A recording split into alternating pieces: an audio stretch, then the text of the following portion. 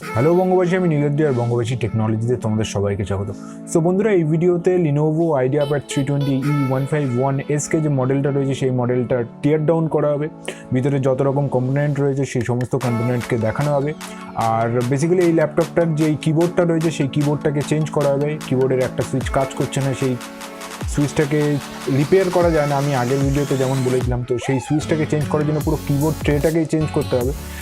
তো এই শুধুমাত্র কিবোর্ড ট্রে চেঞ্জ করার জন্য পুরো ল্যাপটপটাকে খুলতে হবে। ল্যাপটপের ভিতরে যত রকম কম্পোনেন্টস রয়েছে, মাদারবোর্ড থেকে শুরু করে ব্যাটারি, সব কিছুই ডিসঅ্যাসেম্বল করতে হবে।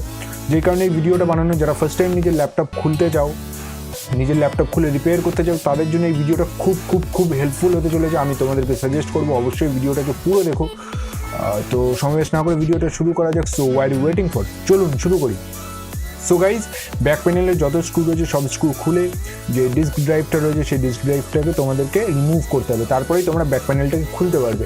তো গাইজ, যারা চ্যানেলে নতুন রয়েছে, যারা ফার্স্ট টাইম দেখছো এই টিয়ার ডাউন ভিডিওটা বা বঙ্গবাসী টেকনোলজির চ্যানেল ফার্স্ট টাইম দেখছো, তাদেরকে অবশ্যই সাজেস্ট করবো চ্যানেলটাকে সাবস্ক্রাইব করে নেওয়ার। কারণ এরকম technology related, computer related, tech news related videos সবসময় এই চ্যানেলে আসতে থাকে।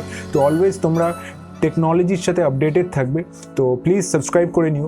আর যারা পুরনো ফ্যামিলি মেম্বার রয়েছে তারা ভিডিওটাকে শেয়ার করো, লাইক করো, কমেন্ট করো। বাট সবার ফার্স্ট ভিডিওটাতে ফোকাস করো, কারণ ল্যাপটপ খুলতে গেলে একটুখানি তোমাদেরকে সতর্ক হতে হবে। তো খুব সতর্কভাবে তোমরা ব্যাক প্যানেলটাকে খুলে ফেলো। ব্যাক প্যানেলের যেই প্লাস্টিকটা রয়েছে এটা ফ্লেক্সিবল, যেই কারণে ভাঙার কোনো চান্স নেই।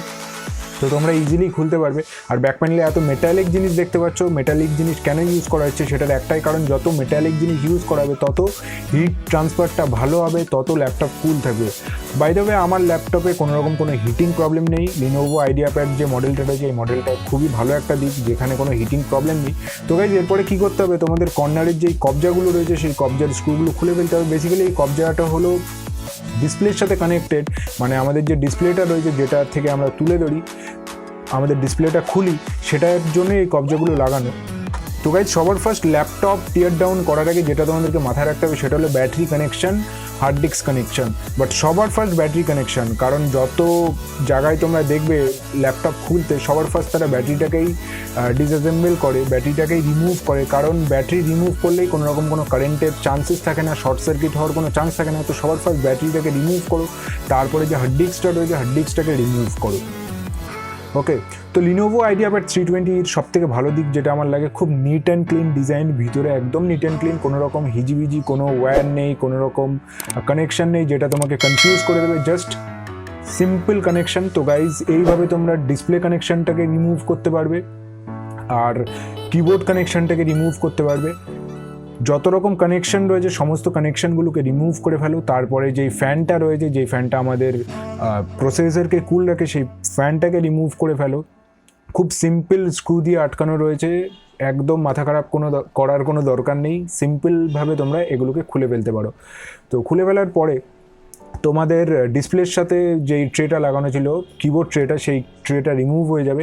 এরপর তোমরা মাদারবোর্ডটাকে রিমুভ করতে হবে, মানে তোমাদেরকে মাদারবোর্ডটা রিমুভ করতে হবে। তো গাইজ, এটা হলো আমাদের স্পিকারের কানেকশন। আর ঠিক তার আগে যেই কানেকশানটাকে রিমুভ করা হলো এটা হলো আমাদের মাউসপ্যাডের কানেকশন। তো বেসিক্যালি মেন যেই কানেকশানগুলো থাকে সেটা হচ্ছে আমাদের কিবোর্ডের কানেকশন, ডিসপ্লের কানেকশন, আর মাউসের কানেকশন, স্পিকারের কানেকশন, আর ফ্যানের কানেকশন, মানে যেই কুলারটা থাকে সেই কুলারের কানেকশন। গাইজ, এত বড় মেটালের যেই জিনিসটা তোমরা দেখতে পাচ্ছ, কপারের যেই পাইপটা দেখতে পাচ্ছ, এই কপারের পাইপটাই সমস্ত কুলিংটাকে নিয়ে যে, ফ্যানের সাথে কুলিংটাকে নিয়ে যে প্রসেসরকে ঠান্ডা করে, বা অন্যভাবেও ভাবতে পারো প্রসেসরের হিটিংটা ফ্যানের কাছে নিয়ে যেয়ে কুল করে ফেলে।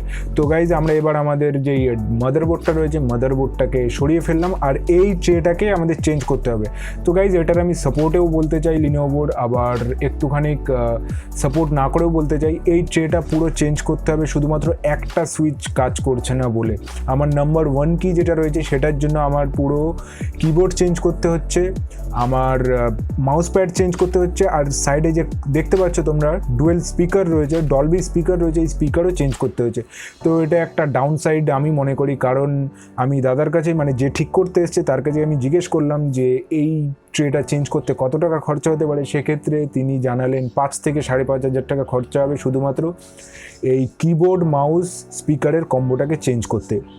তো গাইজ কর্নারে যে তোমরা বড় একটা চৌকো বক্স মতো দেখতে পাচ্ছ, ঠিক কুলার মানে কপার পাইপের পাশেই সেই জায়গাতে তোমরা আরেকটা র্যাম ইনস্টল করতে পারবে। অলরেডি একটা 4GB ইন্টিগ্রেটেড র্যাম রয়েছে, তার উপরে আরও একটা 4GB র্যাম তোমরা ইনস্টল করতে পারবে। তো গাইজ এইভাবে এটা এখন যেটা সেটা হচ্ছে আমার নতুন ট্রে, সেই নতুন কিবোর্ড ট্রে, সেই নতুন কিবোর্ড ট্রের উপরে এবার আবার মাদারবোর্ডটাকে ইনস্টল করা হচ্ছে। যেইভাবে ঠিক কানেকশানগুলোকে রিমুভ করা হয়েছে সেইভাবে কানেকশানগুলো অ্যাটাচড করে দেওয়া হয়েছে, ডিসপ্লেটাকে কানেক্ট করা হচ্ছে। তো এইভাবে তোমরা যেমনভাবে খুলেছিলে সেই রকমভাবেই সমস্ত কানেকশানগুলোকে অ্যাড করে ফেলো। কর্নারের যে দুটো কবজা ছিল সেই কবজা দুটোকে আটকে ফেলো, প্রপারলি আটকাও, কারণ এই কবজা দুটো সবথেকে বেশি ম্যাটার করে। কারণ কবজাগুলো ঠিকঠাকভাবে যদি না আটকানো হয় সেক্ষেত্রে কিন্তু ল্যাপটপ খোলার সময় আর বন্ধ করার সময় কিন্তু আওয়াজ করবে, প্রপারলি বন্ধ হবে না, বা ঢিলা হয়ে গেলে সেক্ষেত্রে অনেক বেশি প্রবলেম ফেস হয়, চলতে চলতে হয়তো বা বন্ধ হয়ে গেলো। তো গাইজ এটা হচ্ছে আমার পুরোনো ট্রেটা। তোমরা দেখতে পাচ্ছ জাস্ট একটা কির জন্য পুরো কিবোর্ড ট্রেটাই চেঞ্জ হয়ে গেছে। এই যে তোমরা গ্রিলটা দেখতে পাচ্ছ, এখান দিয়ে হিট পাস হয়। তো আমি তো এই যাত্রায় বেঁচে গেলাম কারণ আমার ওয়ারেন্টির মধ্যেই ছিল, বাট যার ওয়ারেন্টির মধ্যে নেই তার একটা সুইচের জন্য কিন্তু 5 থেকে 5,500 টাকা ক্ষতি হয়ে যেত। তো অনেক বেশি ম্যাটার করে এটা। সো গাইজ এবার কিবোর্ডের কানেকশান দেওয়া হচ্ছে, তারপরে যে ফ্যানটা রয়েছে আমাদের কুলিং ফ্যান বা কুলার যেটা বলতে পারো, সিপিইউ কুলার, সিপিইউ ফ্যান, সেই ফ্যানটাকে ইনস্টল করা হবে। তো বেসিক্যালি একটা জিনিসের যেটা আমি প্রশংসা করব সেটা হচ্ছে একদম ম্যাকবুকের মতো এটার যে ভিতরের ডিজাইনটা খুব নিট অ্যান্ড ক্লিন, যেখানে একটা মাদারবোর্ড রয়েছে, ফ্যান রয়েছে, হার্ড ডিস্ক রয়েছে, আর অনলি ব্যাটারি কানেকশন রয়েছে। ওকে গাইজ, যেটার কথা আমি বলছিলাম, তোমরা দেখতে পাচ্ছ চৌকো মতো একটা অপশান রয়েছে, সেই জায়গাটাতেই তোমরা র্যাম কিন্তু ইনস্টল করতে পারো। ইন ফিউচার যদি আমি র্যাম আপগ্রেড করি সেক্ষেত্রে অবশ্যই একটা ভিডিও বানিয়ে দেবো র্যাম কীভাবে ইনস্টল করতে হয়। ওকে, সেক্ষেত্রে তোমাদের আরও ইজি হবে বিষয়টা। তো গাইজ এইভাবেই তোমরা নিজেদের হার্ড ডিস্কটাকে ইনস্টল করতে পারো। তারপরে ব্যাটারি কানেকশান সবার লাস্ট দেবে, যখন খুলবে তখন সবার ফার্স্ট ব্যাটারিটাকে রিমুভ করবে, আর যখন আটকাবে সমস্ত কিছু ঠিক হয়ে যাবে তখন সবার শেষে ব্যাটারির কানেকশান দেবে, কারণ শর্ট সার্কিট হওয়ার চান্সেস সেক্ষেত্রে কমে যায়। তো গাইজ এরপরে তোমরা নিজেদের ব্যাক প্যানেলটাকে অ্যাড করে ফেলো, মানে ব্যাক প্যানেলটাকে লাগিয়ে ফেলো, যেইভাবে স্ক্রুগুলো খুলেছিলে সেইভাবে স্ক্রুগুলো খুলে ফেলো। আমি আশা রাখছি তোমাদের এই ভিডিওটা ভালো লেগেছে। ভিডিওটা যদি ভালো লেগে থাকে অবশ্যই লাইক করো, আর যারা ফার্স্ট টাইম ল্যাপটপ খুলছো তাদের জন্য তো এই ভিডিওটা খুবই ইম্পর্ট্যান্ট একটা ভিডিও। তো গাইজ আমার ইনস্টল হয়ে গেছে, মানে কিপ্যাড ট্রেটা ইনস্টল হয়ে গেছে। ইনস্টল হয়ে যাওয়ার পরে একদম নতুনের মতনই লাগছে, যখন কিনেছিলাম ঠিক সেরকমই লাগছে। তো কোনো তফাৎ নেই, এক্সিস্টিং যেই কিবোর্ডটা ছিল আর এই কিবোর্ডটার মধ্যে কোনো তফাৎ নেই। সেক্ষেত্রে থ্যাংক ইউ লিনোভো, তাদের সার্ভিস অনেক বেশি ভালো। জাস্ট আমার 2 দিনের মধ্যেই ইঞ্জিনিয়ার বাড়িতে এসে আমার কিবোর্ড চেঞ্জ করে দিয়ে গেছে। তো গাইজ ভিডিওটা ভালো লেগে থাকলে অবশ্যই লাইক করো, কমেন্ট করো, শেয়ার করো, নতুন হলে চ্যানেলটাকে অবশ্যই সাবস্ক্রাইব করো। এতক্ষণ সঙ্গে থাকার জন্য অনেক ধন্যবাদ। So thanks for watching guys. জয় হিন্দ, বন্দে মাতরম।